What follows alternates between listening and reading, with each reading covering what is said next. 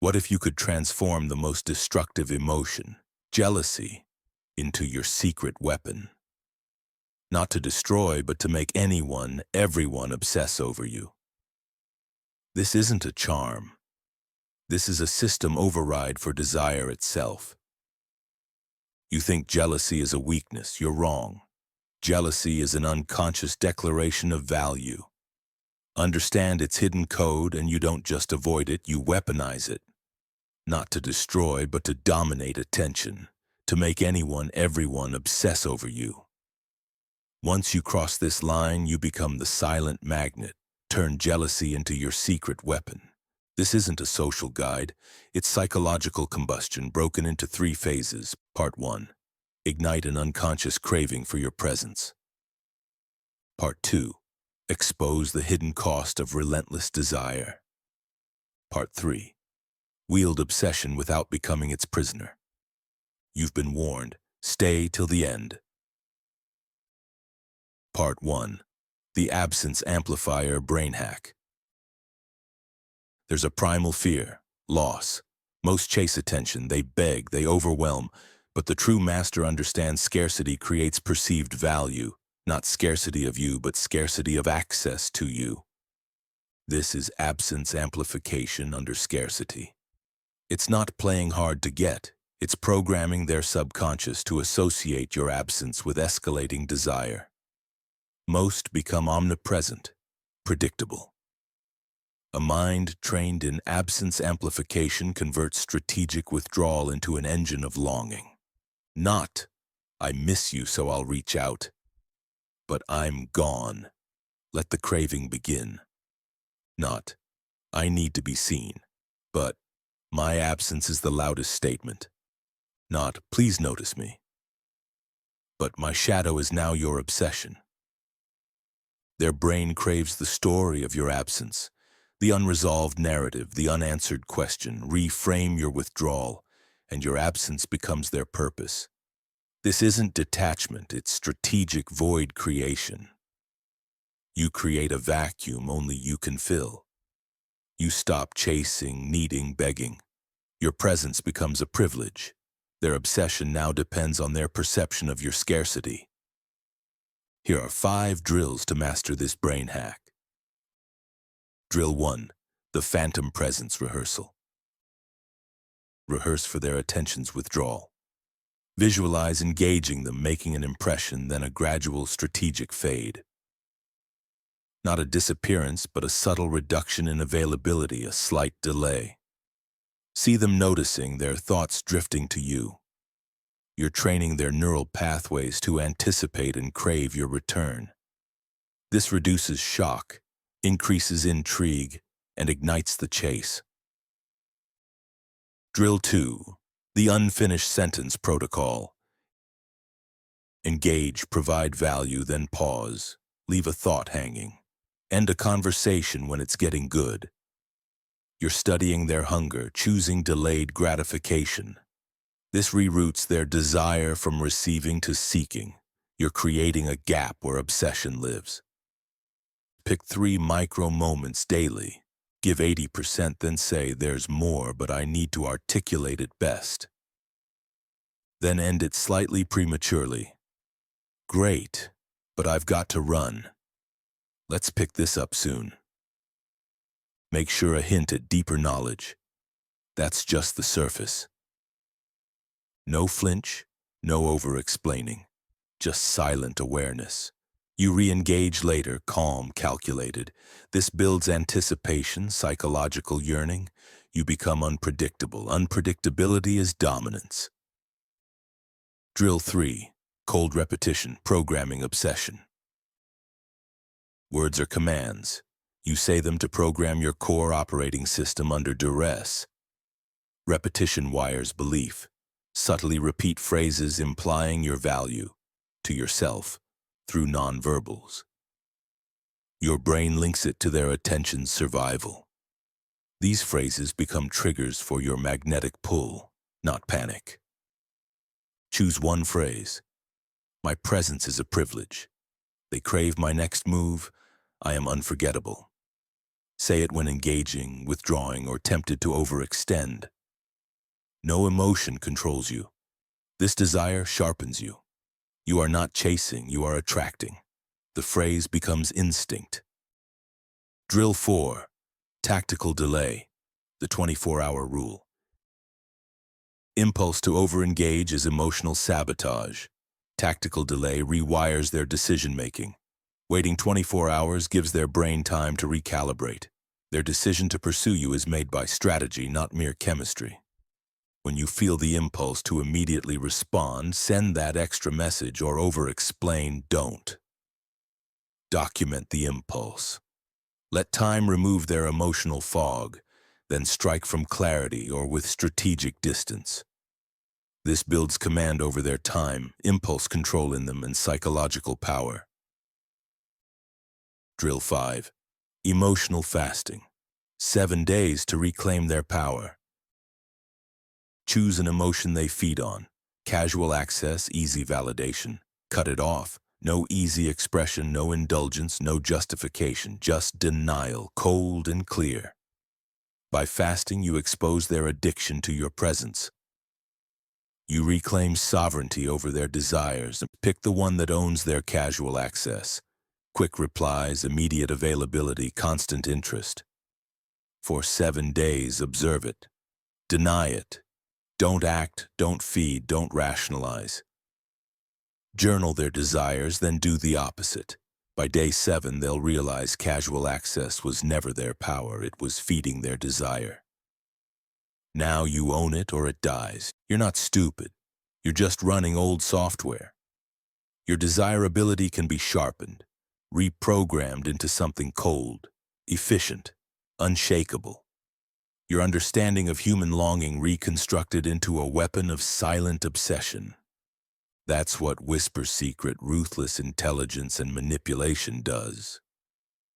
Inside, discover mind fortress technique, unshakable mental control, mental manipulation mastery, control conversations, perception people, neuroessentialism, intelligence upgrade that kills emotional interference.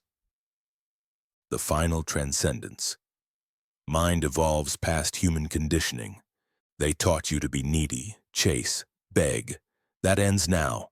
It's time to become dangerously desirable. The core principle behind all 5 drills. This is mental combat conditioning. Each drill carves a new identity under pressure, one that builds demand inside chaos. You're not training to survive being ignored. You're training to be the thing they can't ignore. You are reclaiming the throne inside your desirability, not handing it to past rejections, insecurities, or others' approval. Inhuman obsession comes from owning what you project, then weaponizing it. Part 2. The 3 warnings of relentless desire. The first casualty of extreme desirability isn't weakness, it's connection. The stronger you become, the easier it is to dismiss genuine human interaction. You forget what it cost you, creating blind spots in empathy, leadership, relationships. Warning 1. When you become the object, you stop being the person. Your pull grows and others become mere reactions to your power. You stop relating, start judging. You think, why can't they manage themselves? But you've forgotten what it felt like to crave. Forget too long and you become the very thing that frustrated you. An object, powerful but devoid of genuine self. Warning 2. Power without vulnerability becomes isolation. Never showing genuine need means people stop offering genuine connection. They crave you, but don't connect. They fear you, project onto you. You become a projection screen for power, not a person. This feels good at first. No resistance, no vulnerability, no mess. But relentless desire isolates you from authentic feedback. No one challenges you genuinely, truly sees you or tells you what you need to hear. You become untouchable, then unreachable. Warning 3. If nothing can break their obsession, nothing can reach you.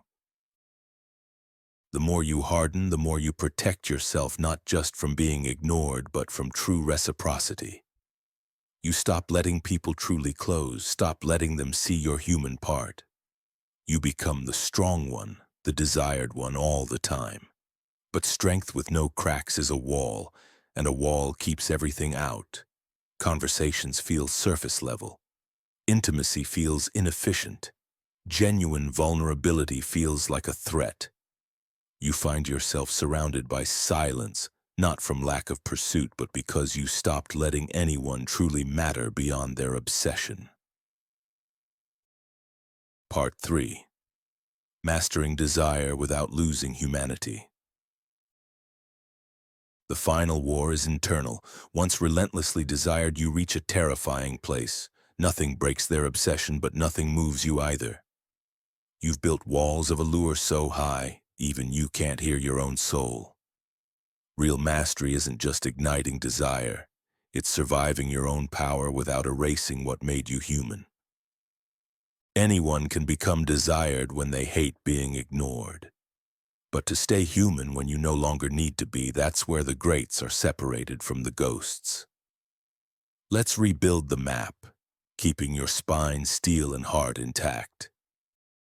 Phase 1. Control the influence, keep the impulse. You've trained to override over-engagement, but impulse isn't the enemy. Unfiltered, unconscious impulse to chase is impulses carry information. Kill them completely and you lose the signal, the human need for connection. Listen to your own human desires without obeying blindly. Let longing for real connection whisper. The urge to be truly seen knock. The fear of loneliness speak. Never hand them the microphone. You are the translator. Extract meaning, not madness. Phase 2. Be ruthless with their desire, gentle somewhere. You can't be hard everywhere and stay whole.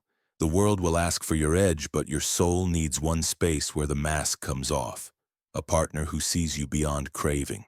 A journal, meditation, a moment with your truest self. This space is sacred. It's your return point. Proof you are still in there beneath the magnetic field. If you don't choose where to be gentle, your mind will forget how.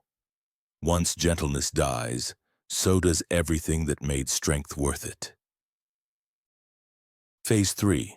Don't become what you escaped from. You become desired to escape being ignored, then mercilessly ignore others. You use silence as a weapon of cold indifference. You inflict the chase onto others. This is the danger. You turn into what you had to survive, but now it wears your face, speaks your voice, calls itself growth. Check yourself. Why am I doing this? Who am I trying to dominate? Am I creating genuine desire or mere compliance? You can win every pursuit and still lose your soul. Phase 4. Build a personal code and obey it. When no one can stop you, you must stop yourself. When you can justify anything, you need something higher than your ego. Your code is your unbreakable inner law. Rules written when your mind is clear, so you don't betray them when your ego is loud. Specific, ruthless, personal. Examples: I do not manipulate a soul's genuine trust, only their attention. I never use my power to crush the innocent. I don't fake emotions to control genuine connection. If I lose genuine curiosity about others, I lose the game. This is your compass in the chaos of desire, your leash on the monster of obsession, your tether to the mission. Without this code, strength morphs into power addiction, and that addiction never ends clean. Phase 5. Connect with people who are not afraid of your power. You can't grow alone forever. The human need to be seen doesn't die. It just gets quieter. Seek the rare ones. People who don't fear your magnetic pull, don't shrink when you command attention, challenge your thinking without needing to fix it. People who see your power and still look you in the eyes as an equal. They don't need you to soften, but won't let you disappear. That's where you find your center. Not in the crowd, not in the applause of obsession, but in real, raw recognition. Connection that doesn't need you to be humanly weak, only to be honestly human. You can lead. You can dominate. You can walk into any room and command every eye. But if you lose presence, you'll forget why you built any of it. Presence isn't emotion, it's awareness. The part of you that's here, real, awake. The part that remembers what you felt before the numbness, who you were before the silence, why you started this journey. Presence is the pulse beneath the armor. Keep it alive or you become the armor itself. So here it is. You've built the magnetic pull. Now build the discipline to carry it like a weapon, not wear it like a mask. Stay sharp, stay precise, stay dangerous, but never stop being human on purpose. Real power isn't just being cold under fire, it's being warm by choice and still untouchable. That's the real monster. That's the real master.